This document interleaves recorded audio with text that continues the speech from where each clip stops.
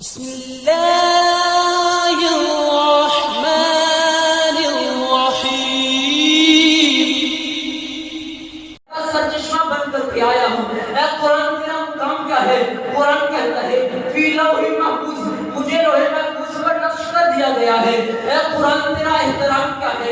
قرآن کہتا ہے وَإِذَا قُرِئَ الْقُرْآنُ فَاسْتَمِعُوا لَهُ، جب مجھے پڑھا جائے تو خاموشی سے سنا جائے۔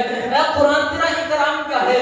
قرآن کہتا ہے لا یمسہ الا المطہرون، مجھے پاکیزگی حاصل کیے بغیر چھوا نہ جائے۔ اے قرآن تو کس مہینے میں آیا؟ قرآن کہتا ہے شہر رمضان الذی انزل فیہ القرآن، میں مہینوں کا سردار مہینہ ماہ رمضان میں آیا ہوں۔ اے قرآن تو کس رات میں آیا؟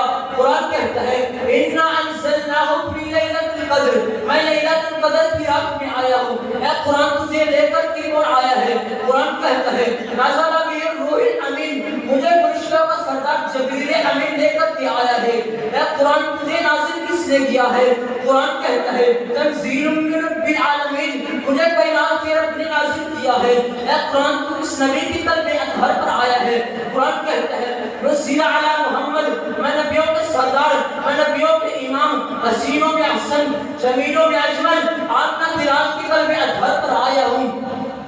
اے قرآن تیرا تعارف بڑا پسند آیا، تیرا احترام بڑا پسند آیا، تیرا احترام بڑا پسند آیا۔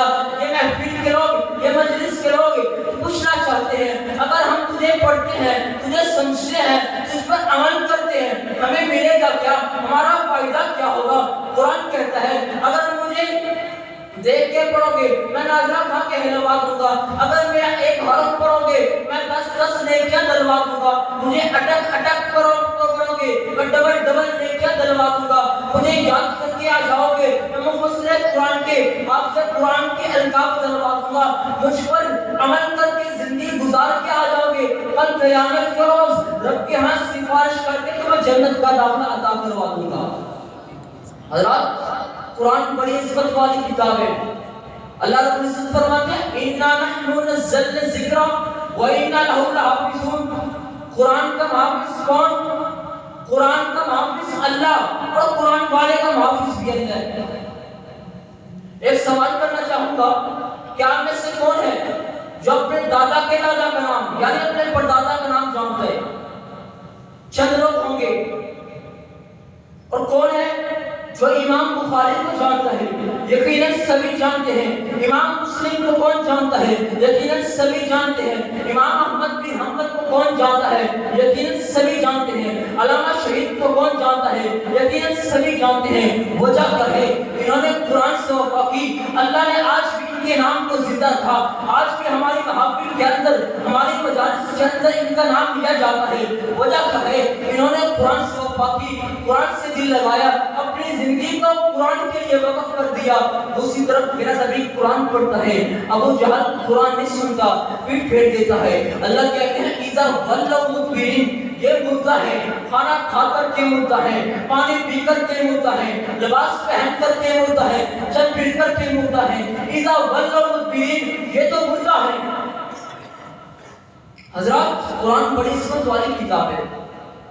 چھوٹی سی مثال دے کر جانا چاہوں گا کہ آج ہم نے قرآن کو اونچی الماریوں میں رکھ دیا جہاں بچوں کا ہاتھ نہیں پہنچتا، اور جب بیٹی کو گھر سے الوداع کرنا ہو بیٹی کے سر پر قرآن رکھ کے اسے الوداع کیا جاتا ہے۔ میں کہتا ہوں کیا خوبصورت بات تھی اگر تم نے اپنی بیٹی کو قرآن پڑھایا ہوگا، اپنی بیٹی کو قرآن سکھایا ہوگا، اپنی بیٹی کو قرآن سمجھایا ہوگا، وہ دوسرے گھر جاتی اسے پتا ہوگا کہ میں نے زندگی کس انداز سے گزارنی ہے۔ ہمارا زندگی کا طریقہ کار اس قرآن کے اندر موجود ہے۔ یہ قرآن الماریوں کی زینت بننے کے لیے نہیں آیا، یہ قرآن عدالتوں میں سے اٹھانے کے لیے نہیں آیا، یہ قرآن قبروں کو بخشوانے کے لیے نہیں آیا، یہ قرآن مردوں کو بخشوانے کے لیے نہیں آیا، بلکہ تیری اور میری زندگی کا طریقہ کار اس قرآن کے اندر موجود ہے۔ اللہ تعالیٰ سے دعا ہے اللہ تعالیٰ ہم سب کو قرآن پڑھنے کی، اسے سمجھنے کی اور اس پر عمل کرنے کی توفیق عطا فرمائے۔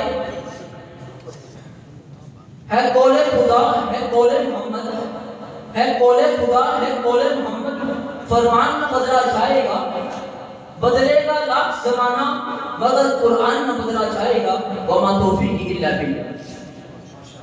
اللہ تعالیٰ اس بچے کے علم و عمل کے اندر برکت فرمائے۔ اب ہمارے اسی ادارہ جامعۃ الواسطیہ بالقرآن والحدیث کے استاد الحمدللہ وہ موجود ہیں، میں ان سے ملتمس ہوں شاعر اسلام مداح صحابہ حضرت علامہ مولانا حافظ محمد معاذ کوثر صاحب